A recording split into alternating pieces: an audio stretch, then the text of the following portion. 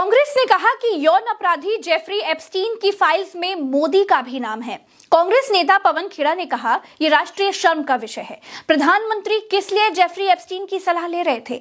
पवन खेड़ा ने लिखा है कि जेफरी एप्स्टीन को अमेरिका में नाबालिगों के यौन शोषण और बलात्कार का दोषी ठहराया गया है।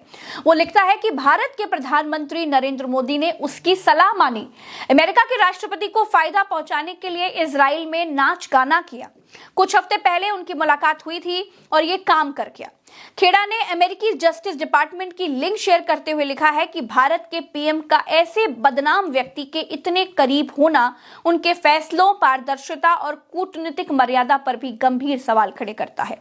अब यह साफ है कि पीएम का एप्स्टीन के साथ सीधा संबंध रहा है, जिसकी अब तक कोई साफ वजह सामने नहीं आई है। विदेश मंत्रालय ने बयान जारी करके एप्स्टीन फाइल्स में लगाए गए आरोपों का खंडन किया है। सरकार ने कहा, एप्स्टीन घोषित अपराधी है, उसकी बातें गंभीरता से नहीं लेनी चाहिए।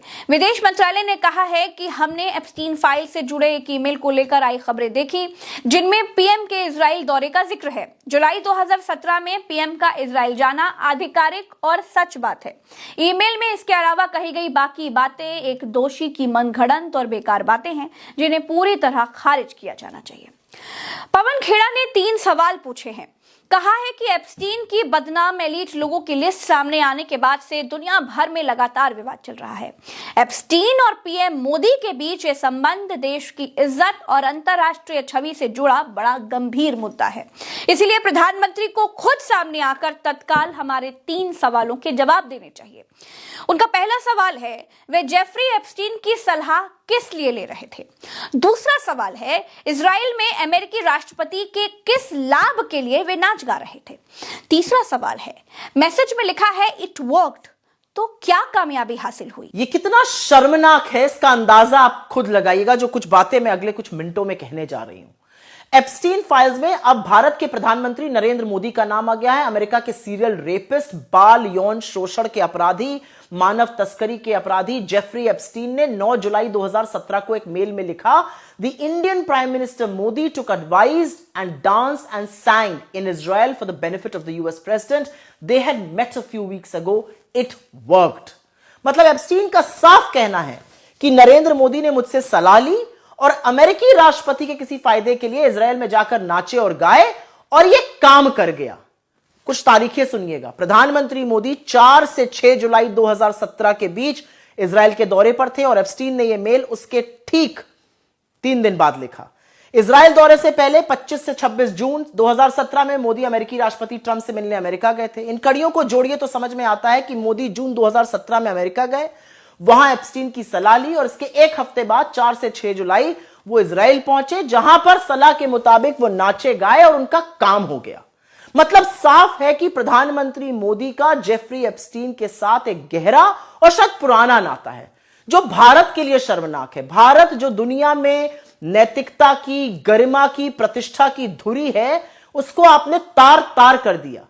और अब आप चुप नहीं रह सकते, आपको जवाब देना होगा कि जेफरी एप्स्टीन जैसे दुष्चरित्र और घिनौने आदमी से आपका रिश्ता कैसे है। दोस्तों, जेफरी एप्स्टीन अमेरिका का एक बेहद अय्याश अमीरजादा आदमी है, जो बच्चियों का यौन शोषण करता था और अपने अमीर क्लाइंटों के आगे उन मासूमों को परोसता था।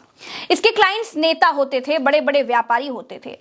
ये जेफरी एप्स्टीन शुरू में फिजिक्स और गणित का टीचर था। मास्टरी वास्टरी छोड़कर इसने अपनी कंपनी बनाई, लड़कियों की सप्लाई करने में जुट गया। ये इतना बड़ा अय्याश था कि ललिता एक्सप्रेस नाम का इसका एक प्राइवेट जहाज था, जिससे वो लड़कियों को लेकर के आता था। इसमें एप्स्टीन की गर्लफ्रेंड और पार्टनर ग्लिसरीन मैक्सवेल उसका साथ देती थी।